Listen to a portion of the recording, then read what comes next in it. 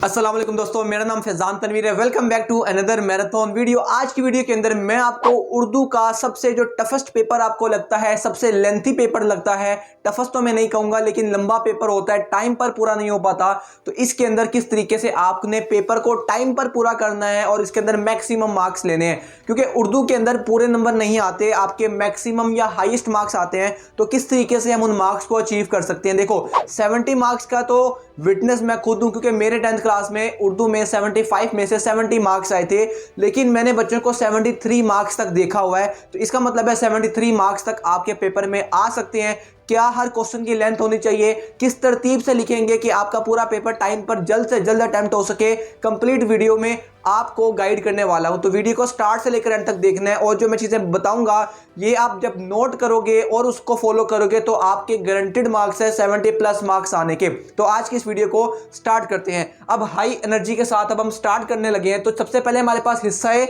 मारूजी यानी कि objective type आता है। अब ऑब्जेक्टिव टाइप आपका 15 नंबर का होता है। मैंने यहां पर सारे क्वेश्चंस और साथ उनके जो मार्क्स हैं वो लिखे हैं। अब मैं साथ साथ आपको बताता जाऊंगा आपने किस चीज को कैसे तैयार करना है, किस चीज को कहां से प्रिपेयर करना है।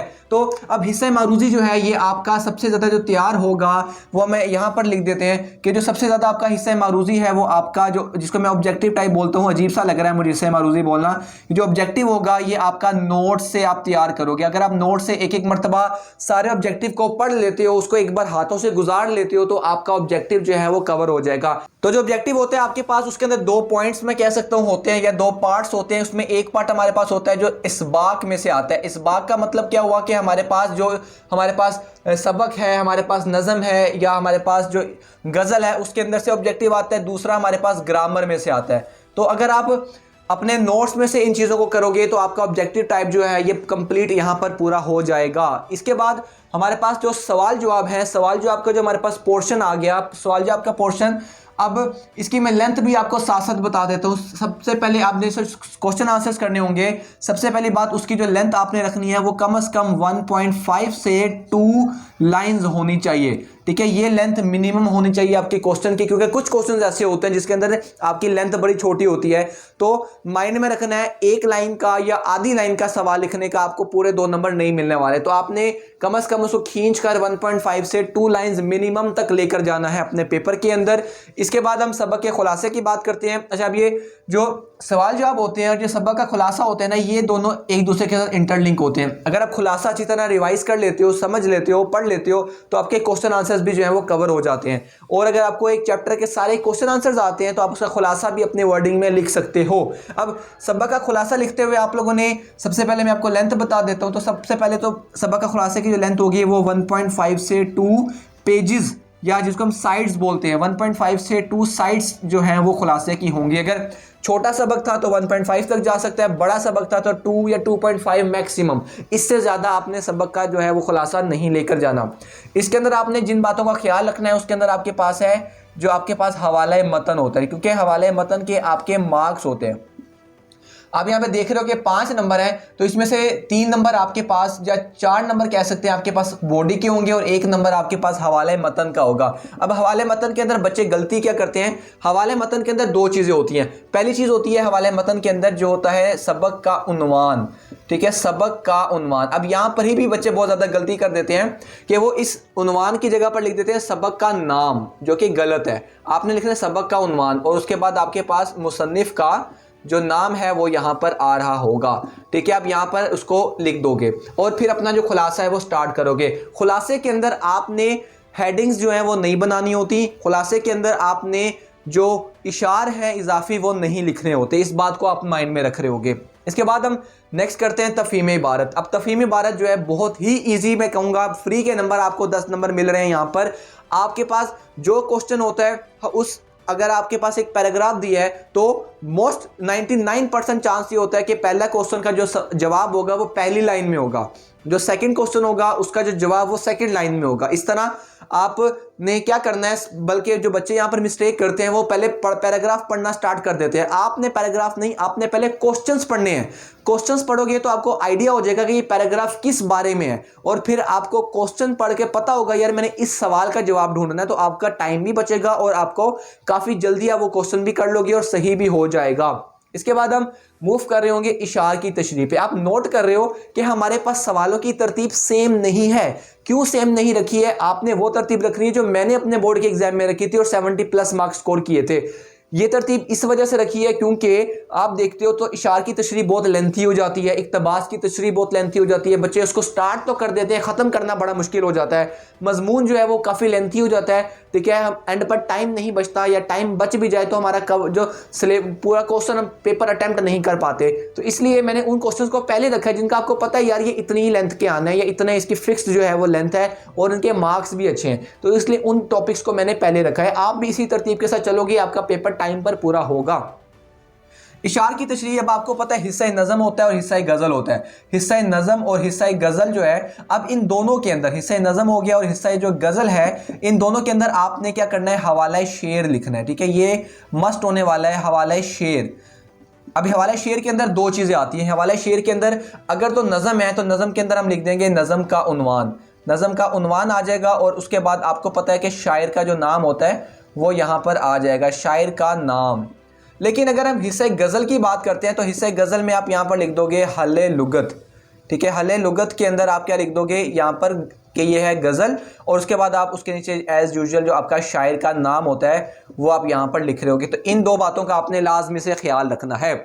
और अब इसकी अगर लेंथ की बात करते हैं इशार की तशरीह की, तो इशार की तशरीह आपने याद रखना है कम से कम आपकी 1 साइड होनी चाहिए। ठीक है, एक पूरा पेज जो है आपका फ्रंट साइड या 1.5 भी जा सकती है, तो इसकी जो टोटल लेंथ है वो 1.5 साइड्स तक जा सकती है। इससे ज़्यादा ना लेके जाना, क्योंकि हमें 5 इशार करने होते हैं तो काफ़ी ज़्यादा लेंथी हो जाएगा। और आपने इसके अंदर एक कम से कम मिनिमम 1 और मैक्सिमम 2 इजाफी इशार भी लिखने हैं, ताकि आपकी जो क्वालिटी है उर्दू के पेपर में, क्वांटिटी तो हम फोकस कर रहे हैं लेकिन क्वालिटी भी आपकी उतनी ही बेहतर होनी चाहिए, फिर आपको 70+ मार्क्स मिल सकते हैं।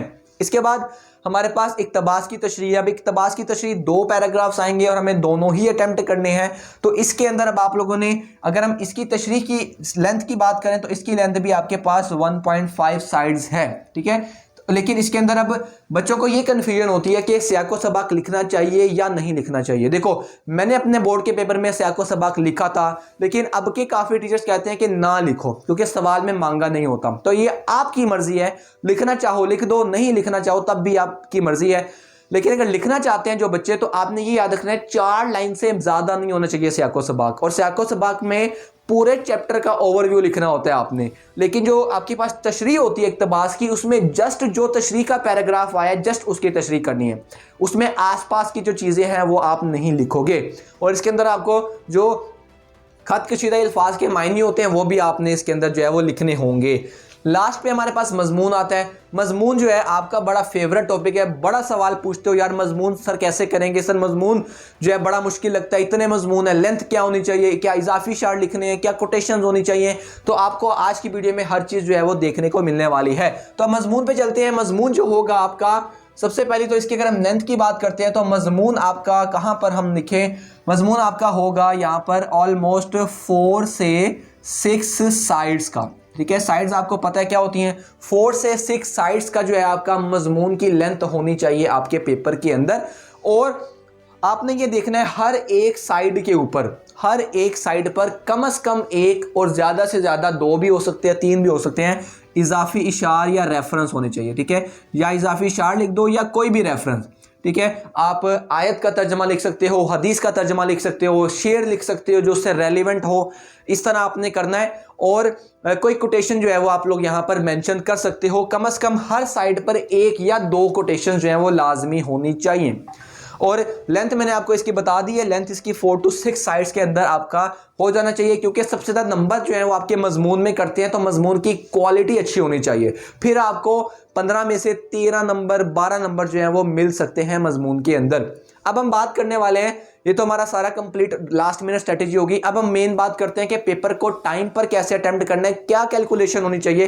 तो ये कैलकुलेशन आपने बड़ी ध्यान से सुनना है, क्योंकि सारा पेपर आपका उर्दू का इन कैलकुलेशन पर, इस टाइम को मैनेज करने में चला जाएगा। तो सबसे पहले आपके पास जो टोटल मार्क्स देखते हैं, तो टोटल आपके पास टाइम जो है वो 20 मिनट आपके पास आपके हिस्से मारूजी के हैं, ऑब्जेक्टिव के हैं, और 2 घंटा 10 मिनट जो है वो आपके पास सब्जेक्टिव टाइप करने के हैं। अगर हम टोटल करते हैं इनको तो हमारे पास बनते हैं हैं ऑलमोस्ट 150 मिनट, ठीक है। 150 मिनट हमारे पास जो है वो पूरा पेपर अटेम्प्ट करने के लिए है। तो हमारे पास जो 20 नंबर होते हैं, आपको पता है ये जो 20 मिनट आपके पास फिक्स होते हैं आपके हिस्से मारूजी ऑब्जेक्टिव के लिए। 20 मिनट से पहले तो आपको सब्जेक्टिव टाइप नहीं मिलना, तो आपके पास 20 मिनट होंगे। तो इसके अंदर आप ये करो कि जितने टाइम में आपका सब ऑब्जेक्टिव हो जाता है, जो आपके पास आंसर शीट है उसको प्रिपेयर करना स्टार्ट कर दो, उसकी प्रेजेंटेशन करना स्टार्ट कर दो, ताकि आपका बाद में टाइम जो है इसके ऊपर ना लग रहा हो। सवाल जवाब है, तो सवाल जवाब आपके पास 10 नंबर के सवाल जवाब है, तो इसके अंदर आपको मैक्सिमम भी जो है वो 10 मिनट लगेंगे सारे सवाल जवाब करने में, क्योंकि बहुत ही ज़्यादा इजी क्वेश्चन आंसर्स होते हैं। इसके बाद जो खुलासा है, खुलासा के अंदर आप इसके अंदर 15 मिनट लगा सकते हो, क्योंकि इसकी जो लेंथ है वो थोड़ी सी बड़ी होगी। तफहीम इबारत 10 मिनट की है, तो ये 10 मिनट के अंदर ही आपका जो है वो पूरी हो जाएगी। इससे ज़्यादा टाइम आपने तफहीम इबारत पे नहीं लगाना। अब इशार की तशरीह क्योंकि ज़्यादा होती है, तो इसको हम 30 मिनट जो है वो यहाँ पर दे सकते हैं, और 30 मिनट के अंदर आप अपने इशार की तशरीह कर लोगे। इसके बाद आपके पास जो टाइम बचेगा इक्तबास की तशरीह क्योंकि 10 नंबर की आपने 2 पैराग्राफ्स करने हैं, तो मैं कहता हूँ 20 मिनट के अंदर आपके जो है वो इक्तबास की तशरीह हो जाती है। मजमून की जो टाइम है वो मैं भी आपको नहीं बताता, पहले हम इसको कैलकुलेट करते हैं। तो ये टोटल आपके पास जो टाइम बनता है वो बनता है 20 और 10 30, 30 और 30 60, 1 घंटा पूरा हो गया।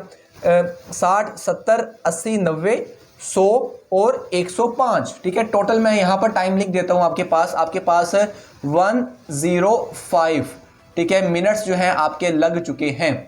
105 मिनट लगे हमें अपना सारा काम करने में, मजमून को छोड़कर। इसके बाद आपके पास हम कहते हैं कि आप इसमें से 15 मिनट बाहर निकाल दो, 15 मिनट आप माइनस कर दो अपने पेपर प्रेजेंटेशन के लिए। लाइनें शाइनें जो हमने लगानी होती हैं पेपर प्रेजेंटेशन, और हालांकि ये टाइम मैंने काफ़ी ज़्यादा निकाल दिया है, इसको हम 10 भी कर दे तो इनफ है हमारे पास। इसको हम 10 मिनट कर देते हैं कि 10 मिनट में जितनी आपने लाइनें शाइनें लगानी है, पेपर प्रेजेंटेशन करनी है, वो आप माइनस कर दो।